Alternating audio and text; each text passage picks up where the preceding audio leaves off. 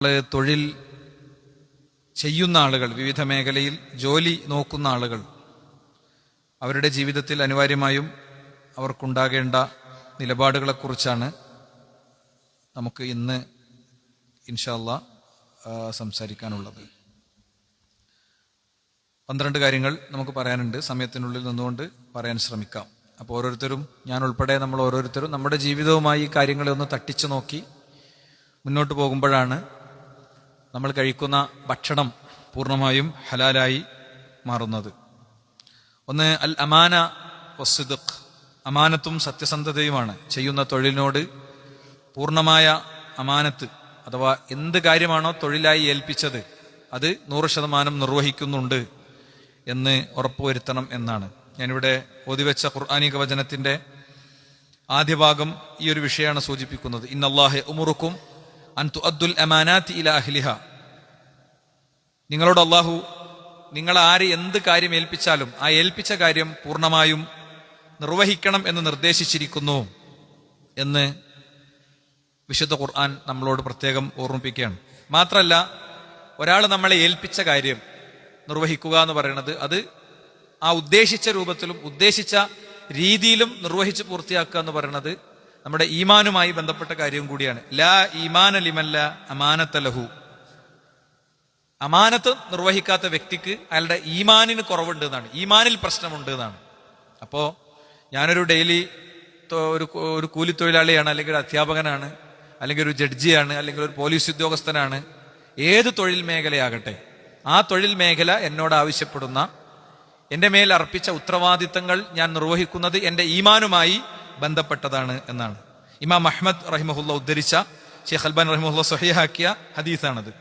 മാത്രമല്ല, അള്ളാഹുവിന്റെ റസൂൽ സല്ലല്ലാഹു അലൈഹി വസല്ലം തങ്ങളെ ഈ അമാനത്തുമായി ബന്ധപ്പെട്ട വചനങ്ങളെയൊക്കെ വിശദമായി പഠിച്ച ഒരാൾ എന്നുള്ള ഉമർ ഖത്താബ് റളിയല്ലാഹുവിന്റെ വളരെ ശ്രദ്ധേയമായ ചില പ്രയോഗങ്ങളുണ്ട്.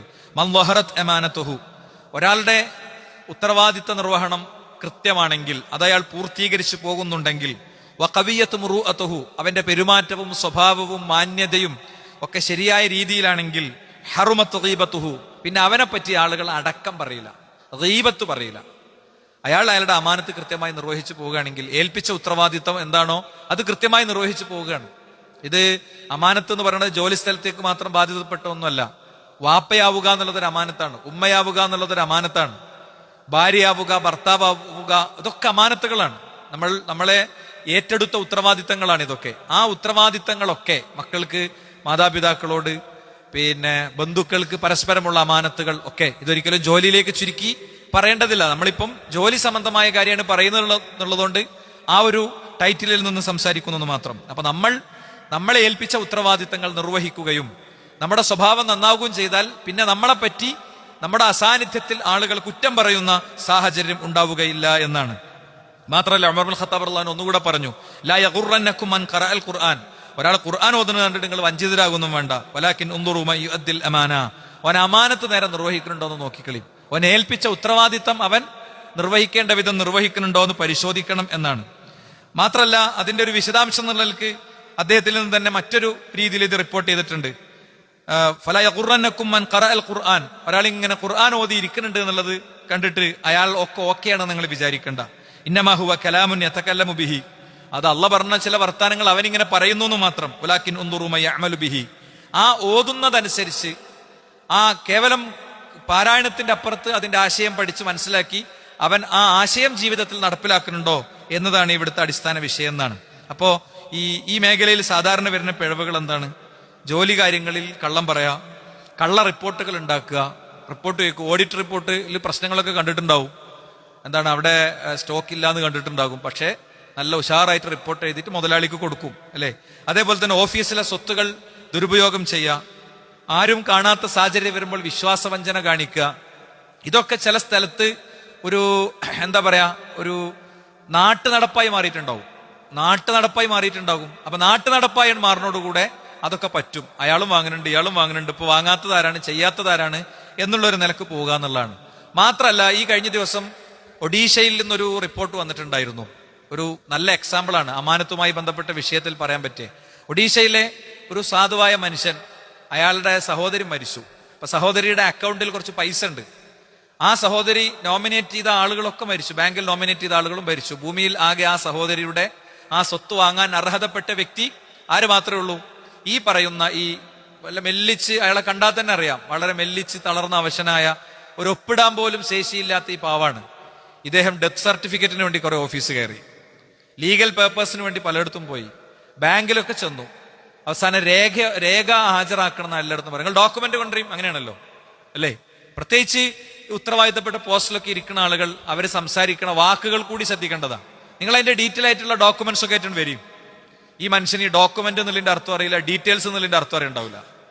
അപ്പൊ ചില സീറ്റിലൊക്കെ ഇരിക്കുന്ന ആളുകൾ കുറച്ച് നല്ലോണം ശ്രദ്ധിച്ചില്ലെങ്കിൽ മാസാമാസം വാങ്ങണത് അവർക്ക് ഹറാമാകും. തന്റെ മുന്നിൽ വരുന്ന ആളുടെ ഉയരത്തിനും നിലവാരത്തിനും അനുസരിച്ച്, പ്രത്യേകിച്ച് ഈ മനുഷ്യന്റെ ജീവിതം കിടക്കുന്ന ഫയലുകൾ കൈകാര്യം ചെയ്യണേ പഞ്ചായത്ത് ഓഫീസുകൾ, വില്ലേജ് ഓഫീസുകൾ, പെൻഷൻ പൈസ ഉണ്ടാകും. പെൻഷൻ പൈസ ഏതോ ഒരു ചങ്ങാതിന്റെ ഒരു ഒപ്പുമ്മ മുടങ്ങി കിടക്കേ കാരണം ഓൺ ടൂർ ലോക സഞ്ചാരത്തിലേക്കാണ് അവന്. മനസ്സിലായില്ലേ? ഒരു ടൂർ കഴിഞ്ഞ് അടുത്ത ടൂറിന് വേണം തിരക്കിലായിരിക്കും. അപ്പൊ നമ്മൾ വളരെ ശ്രദ്ധിക്കണം. അല്ലെ റീഇംബേഴ്സ്മെന്റിന്റെ എമൗണ്ട് അവസാനം ഈ മനുഷ്യന്, നിങ്ങളൊക്കെ വാർത്തകളിൽ വായിച്ചിട്ടുണ്ടാവും ഞാൻ വിചാരിക്കണേ, അയാൾ എന്താ ചെയ്തറിയോ? അയാളുടെ സഹോദരിയുടെ കുഴിമാടം കബറിങ്ങട് തുറന്നിട്ട് അതിന് ആ ബോഡി എടുത്തിട്ടാണ് ചെന്നു. അവള് മരിച്ചിട്ടുണ്ട് എന്നുള്ളതിന്റെ തെളിവായിട്ട്. അപ്പൊ എല്ലാരും പാഞ്ഞു വന്നു. ഇത് പലപ്പോഴും സമൂഹത്തിൽ കാണുന്ന വളരെ തെറ്റായൊരു കാര്യമാണ്. മനസ്സിലായില്ല? തെറ്റായൊരു കാര്യമാണ്. ഇപ്പൊ നമ്മളൊക്കെ സ്കൂളിലെ ഓഫീസ് മുറിയിൽ ഞങ്ങൾ എടുക്കേണ്ട ഒരു നയമുണ്ട്. ആര് ഓഫീസിൽ കയറിയാലും 2-3 ആൾ അയാളെ അറ്റൻഡ് ചെയ്യണമെന്ന് ഞങ്ങൾ തീരുമാനം. 2-3 ആള്, ഒരു പാരന്റ് വന്നാല്, ഒരാൾ വന്നാൽ, എന്താവശ്യത്തിന് വന്നാലും, കച്ചവടത്തിന് വന്നാലോ എന്താ ഇരിക്കുന്നു പറയാത്തൊരു രൂപം ഉണ്ടായിക്കൂടാന്നുള്ളതാണ്. അതൊക്കെ നമ്മളെ ജോലിയോട് കാണിക്കേണ്ട കൂറാണ്. അത് നമ്മൾ എവിടെ വന്നാലും, നമ്മളിപ്പോ ഒരു പ്രൈവറ്റ് ഇൻസ്റ്റിറ്റ്യൂഷൻ നടത്തുകയാണെങ്കിലും അവിടെ സേവനത്തിന് വരികയാണ്, അവിടെ ഇതൊക്കെ ബാധകമാണ്. അപ്പോഴേ അമാനത്ത് നിർവഹിക്കപ്പെട്ടു എന്നുള്ളതാവുള്ളൂ. രണ്ടാമത്തെ കാര്യം, ചെയ്യുന്ന കാര്യം ആത്മാർത്ഥമായും കൃത്യമായും ചെയ്യുക എന്നുള്ളതാണ്. കാര്യങ്ങളൊക്കെ പല നിലക്കും ചെയ്യാൻ പറ്റൂല. ഈ ചുമര് തേക്കാൻ ഏൽപ്പിച്ചു കഴിഞ്ഞാൽ ഇത് 10 ടൈപ്പിൽ തേക്കാം. ചില ആളുകൾ ആ കിട്ടണ പൈസയുടെ ലാഭം മാത്രം നോക്കുക. ആ കിട്ടണ പൈസയിലെ ലാഭം മാത്രം നോക്കിയിട്ടാണ് ചെയ്യുക. പൈസയുടെ ലാഭത്തിന്റെ അപ്പുറത്ത് പൈസയിൽ ബർക്കത്ത് എന്ന് പറഞ്ഞൊരു സാധനമുണ്ട്. കിട്ടണ എമൗണ്ടിന്റെ വലുപ്പല്ല, കിട്ടണ എമൗണ്ടിൽ പടച്ചോൻ നിക്ഷേപിച്ചിട്ടുള്ള ബർക്കത്തുണ്ട്. അത് പടച്ചോന് മാത്രമേ തരാൻ പറ്റുള്ളൂ, പടച്ചോന് മാത്രം. ഞാനൊരു ചെറിയ സ്റ്റോറി വായിച്ചു ഇന്ന്. ഒരു സഹോദരി പച്ചക്കറി വാങ്ങിയിട്ട്, ഇത് കഥയാണ്, ഉള്ള സംഗതിയല്ല, ഗുണപാഠ കഥയാണ്. പച്ചക്കറി വാങ്ങിയിട്ട് വീട്ടിൽ ചെന്നപ്പോ അതിൽ ഒരു കുമ്പളങ്ങ കിടക്കുന്നുണ്ട്, അത് ബില്ലിലില്ല. അപ്പൊ അതിന്റെ പൈസയും കൊണ്ട് ഈ പച്ചക്കറി കടക്കാരന്റെ അടുത്ത് ചെന്നപ്പോ അയാള് ചോദിച്ചു, അതെന്തേ? അത് സാരമില്ലാന്ന്, ചെറിയൊരു കുമ്പളങ്ങല്ലേ. അപ്പൊ അവര് പറഞ്ഞു, എന്റെ ഭർത്താവ് മരിച്ചുപോയി, മൂപ്പര് പറഞ്ഞിട്ടുണ്ട് ആരാന്റെ അതൊന്നും നമ്മൾ അവരോട് പെർമിഷൻ ഇല്ലാതെ എടുക്കരുത്. അപ്പൊ ഈ കച്ചവടക്കാരൻ ഇങ്ങനെ ആലോചിച്ചു, എന്ത്, ഞാൻ സാധനം ഹോൾസെയിലിൽ നിന്ന് എടുക്കുന്നിടത്തുനിന്ന് കൃത്യമായിട്ട് ഞാൻ ആ പൈസയും കാര്യമൊന്നും കൊടുക്കലില്ലല്ലോ. അയാൾ നേരെ അവിടെ പോയിട്ട് മൂപ്പരോട് പറഞ്ഞു, ഇങ്ങനെ എൻ്റെ അടുത്ത് കുറച്ച് പ്രശ്നങ്ങളുണ്ട്, നിങ്ങൾ അതൊന്ന് റെഡിയാക്കി തരണം, ഞാൻ ആ കണക്കുകളൊക്കെ ഒന്ന് ശരിയാക്കി തരണം, എനിക്ക് കുറച്ച്, ഞങ്ങൾ കുറച്ച് പറ്റിച്ചിട്ടുണ്ട്, തുറന്നു പറഞ്ഞു. അപ്പൊ ഈ മുതലാളി ഭയങ്കര അന്തം വിട്ട് അയാൾ ഇങ്ങനെ ആലോചിച്ചു, ഒരു ചെറുപ്പക്കാരൻ എൻ്റെ അടുത്ത് 5 ലക്ഷം റുപ്യ തന്ന് അയാൾ പെട്ടെന്ന് മരണപ്പെട്ടു പോയിരുന്നല്ലോ. ആ മരണപ്പെട്ടു പോയ ആളുടെ കുടുംബത്തിന് അത് അറിയില്ല, ഞാൻ ഇന്നേ വരെ ലാഭമൊന്നും കൊടുത്തിട്ടില്ല. അയാൾ നേരെ അന്വേഷിച്ച് എന്നത് എങ്ങട്ടാ? ഈ കഥയിലെ തിരുത്തലിന്റെ ഉടമയായ ഈ കഥാപാത്രത്തിന്റെ അടുത്തേക്കാണ്, ഈ വിധവയായ സ്ത്രീന്റെ അടുത്തേക്കാണെന്നാണ്. ഈ കുട്ടികളെ പോസിറ്റീവ് പഠിപ്പിക്കാൻ വേണ്ടി പുറത്തുവിടുന്ന കഥകളാണ്. പക്ഷെ അതിലൊക്കെ നമുക്ക് പാടുണ്ട്. നമ്മളൊരു കാര്യം ഹലാലായിട്ട് ചെയ്താല് പടച്ചോനെ ഇങ്ങനെ തിരിഞ്ഞു മറിഞ്ഞ് നമുക്ക് അതിന്റെ ഒരു ബർക്കത്ത് തന്നിട്ടുണ്ടാവും. മനസ്സിലായില്ലേ? ഒരു ഹറാമിനെ സൂക്ഷിച്ച് 1 റുപ്യ നമ്മൾ വേണ്ടാന്ന് വെച്ച് കഴിഞ്ഞാല് പടച്ചോനത് ഇരട്ടിയാക്കി തന്നിട്ടുണ്ടാവും. ചിലപ്പോൾ നമുക്കത് ബോധ്യപ്പെടും, ചിലപ്പോൾ അത് ബോധ്യപ്പെടില്ല, അത്രേ ഉള്ളൂ. അപ്പൊ അതുകൊണ്ട് കേവല ലാഭത്തിന് വേണ്ടിയുള്ള തരികിടകൾ ഒരിക്കലും ചെയ്യാൻ പാടില്ല. മാത്രമല്ല, ജോലി സ്ഥലത്ത് നിർവഹിക്കേണ്ട ദൗത്യം കൃത്യമായി നിർവഹിക്കുക. പിന്നെ നിങ്ങൾ ചെയ്യണതൊക്കെ അള്ളാഹു സുബ്ഹാനഹു വ തആല കാണുന്നുണ്ട്. പടച്ചോൻ ഒരു CCTV കാണുന്നില്ലെങ്കിലും അള്ളാഹു സുബ്ഹാനഹു വ തആല കാണുന്നുണ്ട് എന്നാണ്. മാത്രമല്ല, ആരാധനകളാകട്ടെ, അനുഷ്ഠാനങ്ങളാകട്ടെ, നമ്മൾ നിർവഹിക്കുന്ന ജോലിയും അനുബന്ധങ്ങളാകട്ടെ, എന്താണെങ്കിലും ആ ചെയ്യുന്ന കാര്യങ്ങളെ കുറിച്ചൊക്കെ അള്ളാഹുവിന്റെ റസൂൽ പഠിപ്പിച്ച അസ്ലുണ്ട്. ഇത് വല്ലാത്തൊരു അസ്ല. ഇന്നല്ലാഹു യുഹിബ്ബു ഇദാ അമില അഹദുക്കും അമലൻ അൻ യുത്ഖിനഹു. എന്താണ്? നിങ്ങളൊരു ജോലി ചെയ്യുമ്പോൾ അത് കൃത്യമായി ചെയ്യുക, അത് അള്ളാഹുവിന് ഇഷ്ടപ്പെടും. അല്ലേ? അല്ലാഹു സുബ്ഹാനഹു വ തആല എന്താ പറഞ്ഞേ? അയ്യുക്കും അഹ്സനു അമല എന്നാണ്. നിങ്ങൾ എന്തിനാ അള്ളാഹ് പഠിച്ചത്? ലിയബ്ലുവക്കും അയ്യുക്കും അഹ്സനു അമല. നിങ്ങളിൽ ആരാണ് ശരിയായ അമല് ചെയ്യുന്നത് നോക്കാൻ വേണ്ടിയാണ് എന്നാണ്. നിങ്ങളിൽ ആരാണ് അമല് ചെയ്യുന്നത് നോക്കാൻ വേണ്ടി അല്ല നിങ്ങൾ അള്ളാഹു പഠിച്ചത്. പിന്നെ അഹ്സനായിട്ട് ഏറ്റവും ശരിയായ രൂപത്തിൽ ആരാണ് അമല് ചെയ്യുന്നത് ഇടക്ക് ഈ വിഷയം ഞാൻ എപ്പോഴും പറഞ്ഞു പോയിട്ടുണ്ട്, ഒന്നുകൂടി ഓർമ്മയാക്കണം. ഖബർ കുത്തുമ്പോ അള്ളാഹുവിന്റെ റസൂൽ പറഞ്ഞു, നിങ്ങൾ ഖബർ വൃത്തിക്ക് കുത്തണം, പെർഫെക്റ്റ് ആയിട്ട് കുത്തണം. അതുകൊണ്ടാണ് ഖബർ ഉണ്ടല്ലോ, നിങ്ങൾ അതിന്റെ ആ ചതുരതൊക്കെ പക്ക കീപ്പ് ചെയ്ത് കുത്തും. നിങ്ങൾ കഫൻ ചെയ്യുമ്പോ അഹ്സനുൽ കഫൻ പുടവ നിങ്ങൾ വൃത്തിക്ക് കഫൻ ചെയ്യണം. നിങ്ങൾ വൃത്തിക്ക് കഫൻ ചെയ്യണം. അറുക്കുമ്പോ നിങ്ങൾ അറിവ് മര്യാദക്ക് ആക്കണം. ഒന്നിനെ കാണിക്കാൻ മറ്റീനെ അറക്കല്ല. അതിപ്പോ എന്തായിട്ടൊക്കെ ബുദ്ധിയൊന്നുമില്ലല്ലോ. വെള്ളം കൊടുക്കാതെ അങ്ങോട്ട് തള്ളിയിട്ട് അവിടെ കൊമ്പും ചുള്ളിയൊക്കെ ഉണ്ട്, അതിന്റെ മേലെ കൂടെയാണ് തള്ളിയിട്ട്. ഇനിയിപ്പോ അറിവിലേക്കാണ് നമ്മൾ വരുന്നത് അല്ലേ? അവിടെയൊക്കെ ഇസ്ലാം അഹ്സനാണ് പഠിപ്പിച്ചത്, എല്ലാം പെർഫെക്റ്റ് ആയിട്ട്. നമുക്കൊരു സ്റ്റഡി ടേബിൾ ഉണ്ടെങ്കിൽ ആ സ്റ്റഡി ടേബിൾ വൃത്തിയായിട്ട് കൊണ്ടെടുക്കണം. നമുക്ക് ഒരു വസ്ത്രം ഉണ്ടെങ്കിൽ ആ വസ്ത്രം ഏറ്റവും അഹ്സനായിട്ട് അയ്യുത്തീനഹു, അതിനെ ഏറ്റവും സൂക്ഷ്മമായിട്ട് കൊണ്ടെടുക്കണം. നമുക്കൊരു മുടിയും താടിയൊക്കെ ഉണ്ടെങ്കിൽ അത് വൃത്തിക്ക് കൊണ്ടെടുക്കണം. നമ്മളുടെ ഒരു വാഹനം ഉണ്ടെങ്കിൽ അത് വൃത്തിക്ക്, അത് ഏറ്റവും പെർഫെക്റ്റ് ആയിട്ട് കൊണ്ടു നടക്കാൻ നമ്മളെ സംബന്ധിച്ചിടത്തോളം അതിനൊക്കെ കൂലിയുണ്ട്. ഇത് ആദത്തുകളൊക്കെ ഇബാദത്തുകളാകുന്നതാണ്. ഈ പറഞ്ഞ പോയിന്റ് നല്ലോണം കേട്ടോളി. ആദത്തുകളൊക്കെ ഇബാദത്തുകളാകും. എങ്ങനെ? നിയ്യത്തുണ്ട്. ആദത്തുകൾ ഇബാദത്താകും. ഒരാളിങ്ങനെ നടക്കാൻ പോകുമ്പോ അയാളൊരു തലക്കന്ന് ഇങ്ങനെ ലൈറ്റ് ഓഫ് ആക്കി പോരും. തെരുവ് വിളക്കുണ്ട് വിചാരിക്കുക, അപ്പൊ ഒറ്റ സ്വിച്ച് ഓഫ് ആയിക്കോളൂ, ഓട്ടോമാറ്റിക്കലി ഓഫ് ആയിക്കോളൂ. ഞാനൊരു ഉദാഹരണം മനസ്സിലാൻ വേണ്ടി പറഞ്ഞാണ്. അയാളെന്ത് ചെയ്തു ഒക്കെ അയാൾക്കത് ഇബാദത്താണ്. കാരണം അയാളൊരു പുണ്യയിൽ പ്രതീക്ഷിക്കുന്നുണ്ട്. ഖുറാനിലെ ഹദീസിൽ നോക്കിയാൽ വിളക്ക് കെടുത്തിയാലുള്ള കൂലിയൊന്നും കാണൂല. പക്ഷേ ദുർവ്യയം ചെയ്യപ്പെടുന്നതിൽ നിന്ന് കാര്യങ്ങൾ സംരക്ഷിച്ച് ഒന്ന് അറേഞ്ച് ചെയ്തിരുന്നു കൊടുക്കും. ഒന്നും കയറി ഇരുന്നെടുത്താൽ മതി, നമുക്ക് സൊഫ് പിന്നെ ശരിയാക്കാം. ആ ബാഗ് ഒന്ന് മുന്നോട്ട് കയറി ഇരുന്നോളൂ നല്ലോണം. ഇനി വരുന്ന ആളുകൾക്ക് ഇങ്ങനെ അവിടെ തപ്പണ്ടാത്തൊരവസ്ഥ ഉണ്ടാക്കി. എവിടെയും സീറ്റ് ഒഴിവൊന്നുമില്ല കേട്ടോ. ഒഴിവുണ്ടായിട്ട് പറഞ്ഞല്ല, ഒഴിവില്ലായിട്ട് പറഞ്ഞാണ്. അള്ളാഹു നമ്മുടെ സ്ഥാപനത്തെയും ദൗത്യങ്ങളെയൊക്കെ ഉയരങ്ങളിലേക്ക് എത്തിക്കുമാറാകട്ടെ. ഞാൻ ഇത് സാന്ദർഭികമായിട്ട് പറയണേ, നമുക്ക് തൊട്ടുമേലെ പണി നടക്കുന്നുണ്ട്, ടൈല് അവിടെ റെഡിയാണ്. കുറച്ച് പൈസന്റെ കുറവുണ്ട്, അവിടെ ഇങ്ങനെ നിൽക്കുകയാണ്. ഒരു 5-6 ലക്ഷം റുപ്യ ആവശ്യമുണ്ട് അതിലേക്ക്. ടൈലിന്റെ കൊണ്ടുവന്ന് വെച്ചിട്ടുണ്ട്. പിന്നെ ഡോറിനൊക്കെ ഉള്ള പിന്നെ ഇത് വേണം, ജനലിനുള്ളത് വേണം. ആ ഫ്ലോർ നമുക്ക് യൂസ് ചെയ്യാം. അപ്പുറത്തേക്കുള്ള കൺസ്ട്രക്ഷൻ വേറെ നടക്കും വേണം. അപ്പൊ ഒന്ന് ബന്ധപ്പെട്ട ആളുകളൊക്കെ ഒന്ന് ശ്രദ്ധിക്കുക. കുറച്ചൊരു പൈസയൊക്കെ കൊടുക്കാൻ പറ്റുന്നവര് കൊടുക്കാൻ ശ്രദ്ധിക്കുക. എന്നാല് എന്നെ ഓൺലൈനിൽ കേൾക്കുന്ന ആളുകളോട് കൂടിയാണ് ഞാൻ പറയുന്നത്. പിന്നെ അപ്പൊ നമുക്ക് ഈ ഒരു ടൈറ്റൊക്കെ അല്ലാതെ ഇരിക്കാനും ഒക്കെ ഇൻഷാ അല്ലാഹ് ബിഇദ്നില്ല സാധിക്കും. ഓക്കെ, സാന്ദർഭമായിട്ട് പറഞ്ഞു മാത്രം. ഇനി നിങ്ങൾ നോക്ക്, ഫുളൈൽ ഇബ്നു ഇയാദ് റഹിമഹുള്ളാഹിയുടെ വല്ലാത്ത വാക്കുണ്ട്. അദ്ദേഹം പറയാണ്, ലിയബ്ലുവക്കും അയ്യുക്കും അഹ്സനു അമല എന്ന് പറഞ്ഞാൽ അതിന്റെ അർത്ഥം എന്താ? നിങ്ങളിൽ ഏറ്റവും അഹ്സനായിട്ട് അമൽ ചെയ്യണവര്. എന്നിട്ട് അദ്ദേഹം വിശദീകരിക്കാണ്, അഖ്ലസുഹു വഅസ്വബുഹു, ഏറ്റവും ഖാലിസായത്, ഏറ്റവും ഖാലിസായത്, ഇഖ്ലാസ് ഉള്ളത്, ഏറ്റവും ശരിയായത്. എന്നിട്ട് അദ്ദേഹം പറയാം, ഇന്നൽ അമല ഇദാ കാന ഖാലിസൻ വലം യകുൻ സവാബൻ ലം യുഖ്ബൽ. ഒരു അമലിൽ അത് ഇഖ്ലാസ് ഉണ്ട്, അതിൽ ആത്മാർത്ഥത ഉണ്ട്, പക്ഷേ അതെന്തല്ല, ശരിയായ രൂപത്തിലല്ല. അതുകൊണ്ട് അത് അള്ളാഹു സ്വീകരിക്കൂല. ഒരാളിങ്ങനെ നിന്നിട്ട് ഒരു 8 മണി മുതൽ 9 മണി വരെ ഇങ്ങനെ നിസ്കരിച്ച ഒരു പ്രത്യേക നിസ്കാരം, അയാൾക്ക് എന്തെങ്കിലും കിട്ടുമോ? കിട്ടൂല. കാരണം എന്താ? അത് അങ്ങനെ ഒരു നിസ്കാരം നിർദ്ദേശിക്കപ്പെട്ടിട്ടില്ല. അയാൾക്ക് ഇഖ്ലാസ് കുറെ ഉണ്ടായതുകൊണ്ട് കാര്യമില്ല. ഒരാളിങ്ങനെ വാപ്പ മരിച്ചു ഒറ്റയ്ക്ക് ഇരുന്നിട്ട് 70,000 ദിക്റല്ലാണ്, അത് മൂപ്പർക്കോ വാപ്പാക്കോ ഉപകരിക്കൂല. എന്താ കാരണം? അങ്ങനെ ഒന്നും ഇസ്ലാം പഠിപ്പിച്ചിട്ടില്ല. ഇസ്ലാം ദിക്റുകൾ ഇഷ്ടം പോലെ പഠിപ്പിച്ചിട്ടുണ്ട്. 10,000 ദിക്റുണ്ട്. ഇടി മിന്നുമ്പോ, കാറ്റ് വരുമ്പോ, ദുർബലനായ ഒരു മനുഷ്യനെ കാണുമ്പോ, ദുരന്ത വാർത്ത കാണുമ്പോ, അങ്ങാടിക്ക് ഇറങ്ങുമ്പോ, കയറ്റം കയറുമ്പോ, ഇറക്കിറങ്ങുമ്പോ, ഓരോ ശ്വാസത്തിലും ദിക്റുണ്ട്. അതൊക്കെ സ്വവാബാണ്, അത് ഉള്ളതാണ്, അത് ചെല്ലിയ കൂലി കിട്ടും അല്ലെ? ഇനി വൈദാക്കാന സ്വവാബൻ വലം യകുൻ ഖാലിസൻ ലിഖ്ബൽ, ഒരു കാര്യം ഉള്ളതാണ്, പക്ഷേ അയാൾ അത് എന്താണ് പിന്നെ ഇഖ്ലാസോട് കൂടി അല്ല ചെയ്യണത്, അയാൾക്കും കൂലിട്ടൂല. ഒരാൾ ഹജ്ജിന് പോവുക, ഹജ്ജ് ഉള്ളതല്ലേ, പക്ഷെ അയാളൊരു ടൂർ മോഡലാണ് പോണത്. ആ മറ്റേ എന്താ പറയാ സെൽഫി ക്യാമറ ഒക്കെ എടുത്ത് ഭയങ്കര സംഭവമായി മൂപ്പര് യൂട്യൂബിൽ എന്ത് ചെയ്യണം, കുറച്ച് വ്യൂസിന് ഉണ്ടാക്കണം എന്നൊക്കെ വിചാരിച്ചിട്ടാണ്. ഇവിടുന്ന് അതുവരെ നടന്ന് അതിന്റെ ഒരു പബ്ലിസിറ്റി ഒക്കെ കിട്ടി, അതുകൊണ്ട് പിന്നെ ജീവിക്കണം എന്ന് വിചാരിച്ചിട്ടാണ് വരുന്നതെങ്കിൽ അതും അള്ളാഹു സുബ്ഹാനഹു തആലയുടെ സ്വീകാര്യമല്ല. എപ്പോഴാണ് ഹത്താ യകുന ഖാലിസൻ സ്വവാബ, ഹൃദയത്തിൽ ഇഖ്ലാസ് വേണം, തഖ്വ വേണം. അങ്ങനെ കരഞ്ഞ് സുജൂദിൽ കടന്ന് പ്രാർത്ഥിച്ച് നിസ്കരിക്കണം. പക്ഷെ ഇസ്ലാം പഠിപ്പിക്കാത്ത ഒന്നാണെങ്കിൽ അത് പഠിച്ചു കൊടുക്കൂല. അയാൾക്ക് ഇഖ്ലാസ് മാത്രം ഉണ്ടായതുകൊണ്ട് കാര്യമില്ല, അത് ഇസ്ലാമിൽ ഉള്ളതും കൂടി ആകണം. ഇസ്ലാമിൽ ഉള്ളതായതുകൊണ്ട് കൊടുക്കൂല, അയാൾക്ക് ഇഖ്ലാസ് വേണം.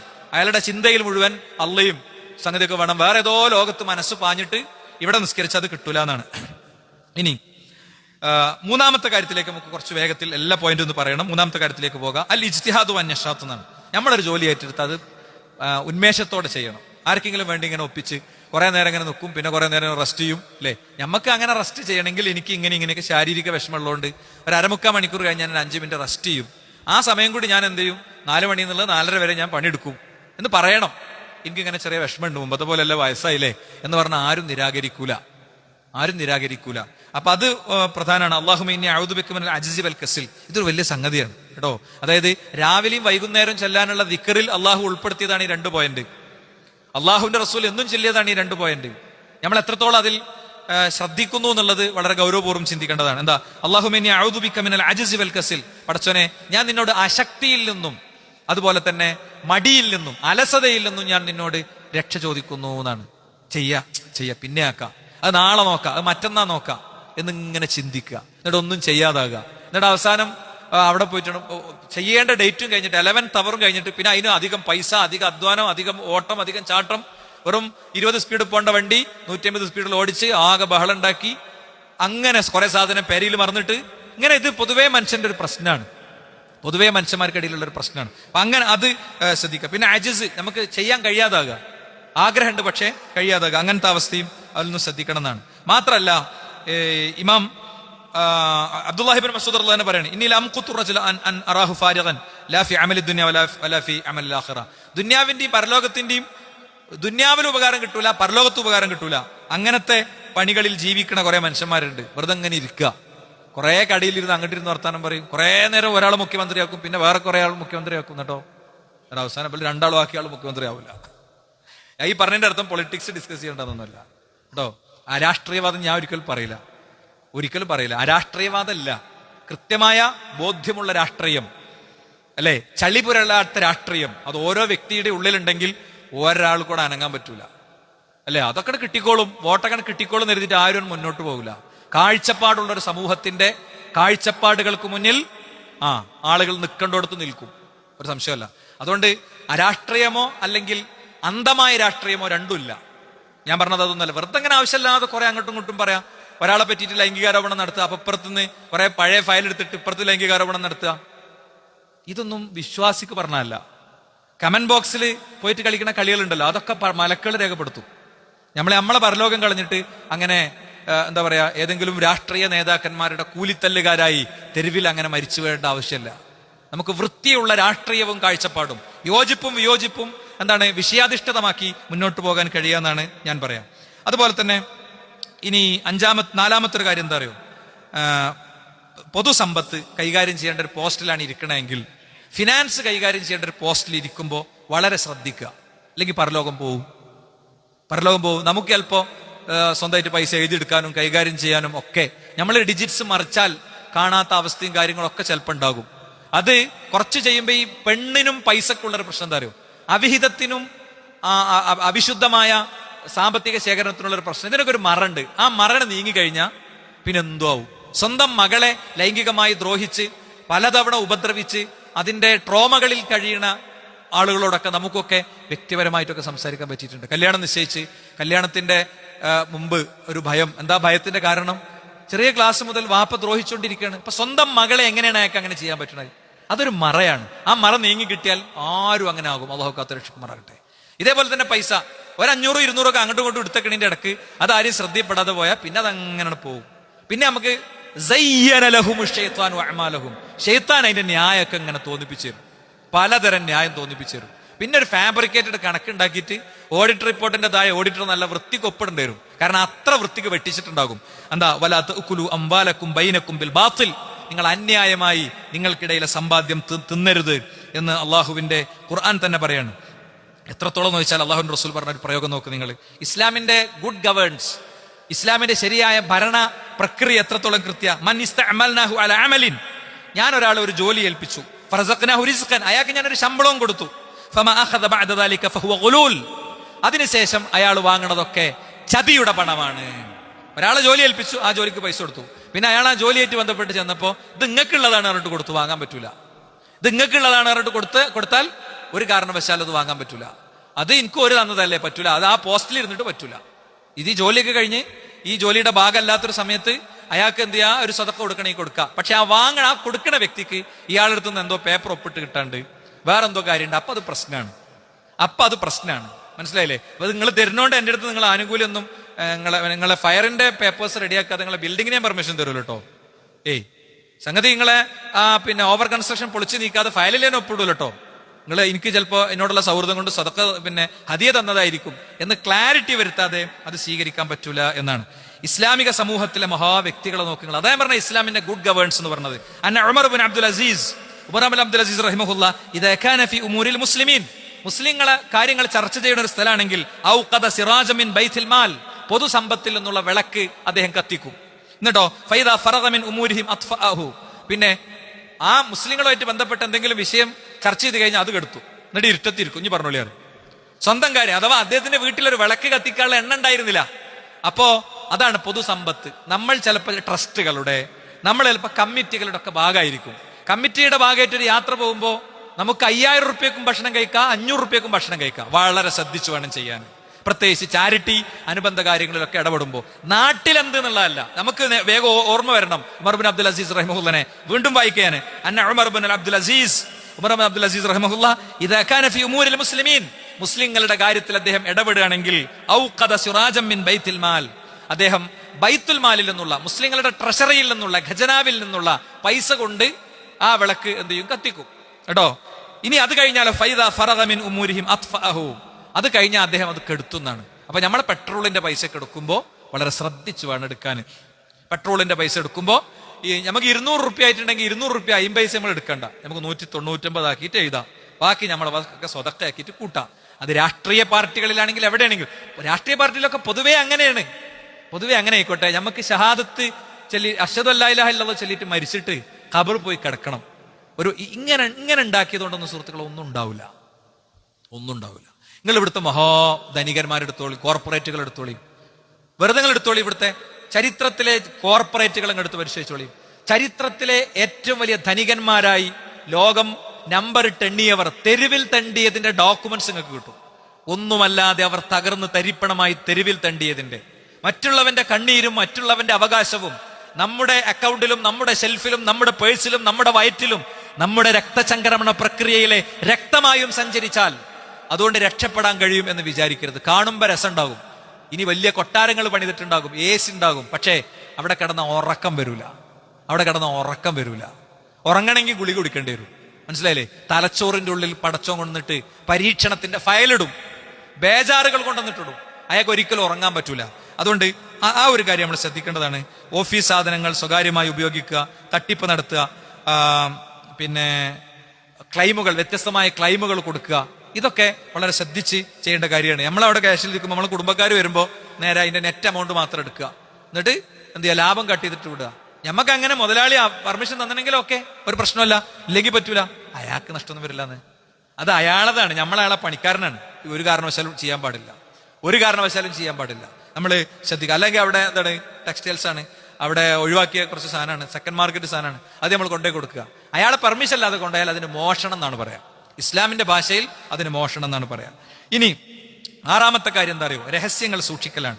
കിത്മാനുൽ അസ്റാർ അൽ അമൽ, തൊഴിലിന്റെ രഹസ്യങ്ങൾ സൂക്ഷിക്കുക. വല്ലദീനഹും ലിഅമാനാതിഹിം വഅഹ്ദിഹിം റാഊൻ, വിശ്വാസിയുടെ സ്വഭാവം പറഞ്ഞെടുത്ത് ഖുർആൻ പറയാണ്. എന്താ? എല്ലാ കരാറുകളും എല്ലാം പാലിക്കുന്നവരായിരിക്കുന്നതാണ്. അപ്പൊ അയാൾക്ക് കുറച്ച് പർച്ചേസിലുള്ള കുറച്ച് സ്വകാര്യതകൾ ഉണ്ടാകും. അയാൾ ഉണ്ടാക്കണ ഈ വസ്തുവിന്റെ കൂട്ട്, ഇന്ന സാധനങ്ങൾ കൂട്ടി, അത് അയാളുടെ ഒരു സ്വകാര്യതയായിരിക്കും. അത് അയാൾ ഏൽപ്പിച്ചതാണ്, അത് അയാൾ അങ്ങനെ തന്നെ എടുക്കണം, അല്ലേ? എനിക്കറിയണ ഒരു സംഭവം ഞാൻ പറയാം. ഇവിടുന്ന് അയാൾ വളരെ ദരിദ്രനായ മനുഷ്യനെ, 3-4 പങ്ങന്മാരൊക്കെ ഉള്ള മനുഷ്യനെ കൊണ്ടുപോയിട്ട് ഗൾഫിൽ തന്റെ സ്ഥാപനത്തിൽ ജോലി എടുത്തു. 10-20 വർഷം ഒന്നിച്ച് ജോലി ചെയ്തു. അപ്പൊ അയാളുടെ അടുത്ത് ശൈത്താൻ വന്നിട്ട് പറഞ്ഞു, നീ എന്നും ഇങ്ങനെ ജീവനക്കാരനായ മതിയോ? ഈ ബിസിനസ് ഇപ്പൊ എനിക്ക് അറിയാലോ. അയാൾ ഇങ്ങനെ കുറച്ച് പൈസ ഇതിന്ന് ഇങ്ങനെ പതുക്കെ വലിച്ചിട്ടൊരു എമൗണ്ട് ഉണ്ടാക്കിയിട്ട് മുന്നോട്ട് പോവുകയാണ്. തൊട്ട് മുന്നിൽ വേറൊരു കടറൂമിന്റെ പണി ഇങ്ങനെ നടക്കുന്നുണ്ട്. ഇയാളെന്നിങ്ങനെ വിചാരിച്ചു പാരതാന്ന് ഇങ്ങനെ വിചാരിക്കും. ഒരു ദിവസം ഇയാൾ പറഞ്ഞു, ഈ പണിക്കാരൻ പറഞ്ഞു, ഇയാളുടെ കൂടെ പർച്ചേസ് മാനേജറായിട്ട് നിന്ന ആൾ പറഞ്ഞു, അടുത്ത മാസം മുതൽ ഞാൻ അവിടെ ഷോപ്പ് തുടങ്ങുകയാണ്. ഭയങ്കര സമ്പന്നൻ, കോടീശ്വരൻ, അയാൾ ഒന്നും അല്ലാതായി മാറി. പക്ഷെ അയാളൊരു വാക്കുകൊണ്ടോ ഒരു നോക്കുകൊണ്ടോ ഒന്നും ഇയാളൊന്നും ചെയ്തില്ല. അയാൾക്ക് മക്കളൊക്കെ ഉണ്ട്, അവരൊക്കെ സമ്പന്നരാണ്, അവരൊക്കെ ഉഷാറാണ്. ഓരോട് കാര്യങ്ങളൊക്കെ നോക്കാൻ പറഞ്ഞു. അയാൾ പതുക്കെ 2ാമത് തുടങ്ങി. അങ്ങനെ 3 ഇരട്ടി ഉയരത്തിലേക്ക് അയാൾ എത്തി. 3 ഇരട്ടി ഉയരത്തിലേക്ക്. ഇങ്ങനത്തെ ചതിയൊക്കെ ചിലപ്പോൾ ചില ആളുകൾ ഉപദേശിക്കും. ഇയാളെ പെരുമാറ്റമൊക്കെ കുറച്ച് മോശമാണെങ്കിൽ ഇങ്ങനെ അവന്റെ ആട്ടും തുപ്പും കേട്ടുന്നോ, അനക്കെന്താ തുടങ്ങിക്കൂടെ? ഒരു പ്രശ്നമല്ല, നമുക്ക് തുടങ്ങണേനെ.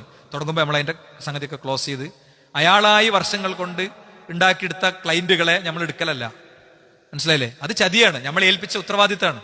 അത് എന്താണ്, നമുക്ക് മത്സരം സൃഷ്ടിച്ച് അവർ നമ്മുടെ അടുത്തേക്ക് സെൽഫായിട്ട് വരികയാണെങ്കിൽ അത് വേറെ കാര്യം. അപ്പൊ ഇത്തരം കാര്യങ്ങളൊക്കെ നമ്മൾ ശ്രദ്ധിച്ച് വേണം പോകാൻ.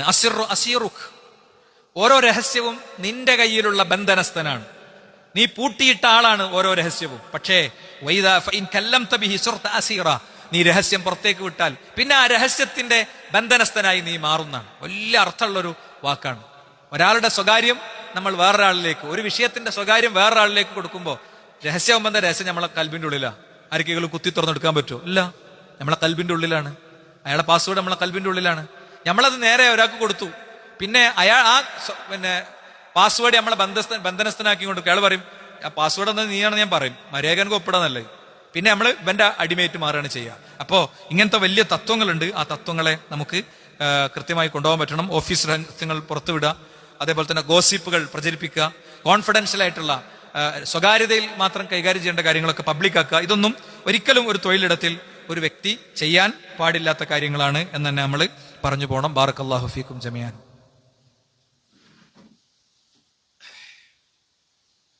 അൽഹംദുലില്ലാഹി വസ്സലാത്തു വസ്സലാമു അലാ റസൂലില്ലാഹി വഅലാ ആലിഹി വസഹ്ബിഹി അജ്മഈൻ. അമ്മാ ബഅദ്. സൃഷ്ടാവും സംരക്ഷകനുമായ റബ്ബിനെ ജീവിതത്തിന്റെ എല്ലാ മേഖലയിലും കാത്തു സൂക്ഷിക്കണേ എന്ന് ഒരിക്കൽ കൂടി ഉണർത്തുബോധിപ്പിക്കുകയാണ്. മറ്റൊന്ന്, അതിക്രമങ്ങളും അന്യായങ്ങളും പക്ഷാപാതവും അഴിമതിയും ഒക്കെയാണ്. ഇന്നല്ലാഹു യഅ്മുറു ബിൽ അദ്ൽ, അല്ലാഹു നീതിയാണ് കൽപ്പിച്ചിട്ടുള്ളത്. ലഅനല്ലാഹു അർറാശി വൽ മുർതശി, കൈക്കൂലി കൊടുക്കണവനെയും വാങ്ങണവനെയും അല്ലാഹു ശപിച്ചിരിക്കുന്നു എന്നാണ്. മാത്രല്ല, ഒരാളെ ഇപ്പോൾ ഉമർ ബിൻ ഖത്താബ് റളിയല്ലാഹുവിന്റെ കാലത്ത് ഒരു ഗവർണറുടെ മകൻ ഒരു ഖിബിത്തിയെ അടിച്ചു. അപ്പൊ ആ ഖിബിത്തി പറഞ്ഞാല് ഈജിപ്തിലുള്ള ഫിർഔനിന്റെ വർഗത്തിൽപ്പെട്ട ആളുകളാണ് ഖിബിത്തികൾ എന്ന് പറയുന്നത്. അപ്പോ അടിച്ചപ്പോൾ അയാൾ ഉമർ ബിൻ ഖത്താബ് റളിയല്ലാഹുവിന് പരാതി കൊടുത്തു. ഗവർണർക്ക് പരാതി കൊടുത്തില്ല, ഗവർണറുടെ മോനായതുകൊണ്ട് നീതി നിർവഹണം നടത്തുമെന്ന് വെച്ചിട്ട് ഗവർണറെയും വിളിപ്പിച്ചു, മകനെയും വിളിപ്പിച്ചു. വിചാരണയിൽ മകൻ കുറ്റം സമ്മതിച്ചപ്പോ എന്താ ചെയ്തറിയോ? ഈ ചെറുപ്പക്കാരന്റെ കയ്യിൽ വടി കൊടുത്തിട്ട് പറഞ്ഞു അടിക്കാൻ. ഗവർണറുടെ സാന്നിധ്യത്തിൽ മകനെ അടിക്കാൻ പറഞ്ഞു. എന്നിട്ട് അദ്ദേഹം പറഞ്ഞൊരു വാചകമുണ്ട്, മനിസ്തഅബത്തും മന്നാസബഖദ് വലത്തുഹും ഉമ്മഹാത്തുഹും അഹറാറ. ഉമ്മമാർ സ്വതന്ത്രരായി പെറ്റ് പ്രസവിച്ച് പുറത്തുവിട്ട കുഞ്ഞുങ്ങളെ അടിമകളാക്കാൻ ആരാണ് നിങ്ങൾക്ക് അവകാശം തന്നതെന്നാണ്. അതുകൊണ്ട് നമ്മളുടെ അധികാരവും ശക്തിയും കാര്യമൊക്കെ ഉപയോഗിച്ചിട്ട് ആളുകളെ ദ്രോഹിക്കുന്ന പരിപാടി നമ്മൾ ശ്രദ്ധിക്കണം. നമുക്ക് ഇപ്പോഴൊരു പരിപാടിയാണ്, വേഗം എന്ത് ചെയ്യുക, എന്തെങ്കിലും പോക്സോ കേസിൽ കൊടുക്കുക, വേഗം പോക്സോ കേസിൽ കൊടുക്കുക. ഒന്നുമില്ല, ഏതെങ്കിലും ഒരു കുട്ടിനെ കൊണ്ട് ഒരു വാചകം പറയിപ്പിച്ചാൽ മതി, അയാളെ ആയുസ് കഴിഞ്ഞില്ലേ. ഈ ജാതി പരിപാടിയായിട്ടൊക്കെ നടക്കണോനെ ദുന്യാവെന്ന് അനുഭവിക്കും. നിങ്ങൾ കണ്ടോളി, ദുന്യാവെന്ന് കിട്ടും കേട്ടോ. മദ്ലൂമിന്റെ പ്രാർത്ഥനക്ക് ആകാശത്തുനിന്ന് അള്ളാഹു എന്തെന്നറിയോ? ശിക്ഷ ഇറക്കും. ഒരു സംശയമല്ല. നിങ്ങൾക്ക് അറിയണം, വല്ല കേസും വല്ലൊരു അരുണലുണ്ടേ പറഞ്ഞോളി കേട്ടോ. ആരറിയോ? നിങ്ങൾക്ക് ആരറിയോ? മറ്റേ ഹജ്ജാജ് ബിൻ യൂസുഫ് ആരറിയോ? ഹജ്ജാജ് ബിൻ യൂസുഫ് എന്ന് പറഞ്ഞാൽ ആ കാലഘട്ടത്തിൽ ഏറ്റവും വലിയ, ഏറ്റവും കരുത്തനായ ഭരണാധികാരിയായിരുന്നു. സഅദ് ബിൻ മുസൈബ് ചെന്നിട്ട് അദ്ദേഹത്തോട് പറഞ്ഞു, നിങ്ങളെ മനുഷ്യന്മാരെ ചോരോണ്ട് കളിച്ച ആളാണ്, പടച്ചോങ്ങളെ വിടൂല. അദ്ദേഹത്തെയും കൊന്നു. പിന്നെ അയാൾ ജീവിച്ച 40 ദിവസം കൊട്ടാരമട്ടുപ്പാവിൽ എന്നാൽ ആർത്ത് വിളിക്കായിരുന്നു എന്നാണ് സഅദിന്റെ പ്രാർത്ഥനയ്ക്ക് കേറ്റുന്നത്. ഒരു ഭ്രാന്തനായിട്ട് അയാൾ ആളുകളുടെ മുന്നിൽ അപമാനിതനായിട്ടുള്ള മരിച്ചു വീണു എന്നാണ്. അതുകൊണ്ട് വേഗം കേസും കെണിയും പണിയും കൊടുക്കലാണ് ആൾക്കാർ, അല്ലേ? വേഗം കേസ് കൊടുത്തിട്ട് സ്വീപ്പാക്കുക, എന്നിട്ട് ഓനൊന്ന് അടക്കട്ടെ തീരുമാനിക്കും. ഇതൊക്കെ തിരിച്ച് നമ്മുടെ അടുത്തേക്ക് തിരിച്ചു വരുന്നത് നമ്മൾ നന്നായി ആലോചിക്കണം എന്നാണ് ഓർമ്മപ്പെടുത്താനുള്ളത്. 8ാമത്തെ കാര്യം, നല്ല ബന്ധമാണ്. നല്ല ബന്ധവും നല്ല പെരുമാറ്റവും. ഞാൻ ആ പോയിന്റ് വിശദീകരിക്കണില്ല, സമയം പരിഗണിച്ച്. അതുപോലെ തന്നെ ഗീബത്തും നമീമത്തും ഒഴിവാക്കുക. സ്റ്റാഫിനിടയിൽ ഇങ്ങനെ അങ്ങോട്ടും ഇങ്ങോട്ടും ഇങ്ങനെ പറഞ്ഞുണ്ടാക്കി വെറുതെ ഫിത്തന ഉണ്ടാക്കുന്ന പരിപാടികൾ ഒഴിവാക്കുക. അതുപോലെ തന്നെ നല്ല ഉപദേശങ്ങൾ കൊടുക്കുക, നസീഹത്തുകൾ കൊടുക്കുക. സ്വന്തം കഴിവിനെ വികസിപ്പിക്കാൻ ശ്രമിക്കുക. ഒരു പോസ്റ്റ് കയറി ആ പോസ്റ്റിൽ തന്നെ അങ്ങനെ നിൽക്കല്ല. സ്വന്തം കഴിവിനെ വികസിപ്പിച്ച് മുകളിലേക്ക് പോകാനും ഒക്കെയുള്ള പരിശ്രമങ്ങൾ ഉണ്ടാവുക, കരാറ് പാലിക്കുക. അങ്ങനത്തെ കാര്യങ്ങളൊക്കെ നമ്മൾ ശ്രദ്ധിച്ചും സൂക്ഷിച്ചും വേണം മുന്നോട്ട് പോകാൻ എന്ന് ഓർമ്മിപ്പിക്കണം.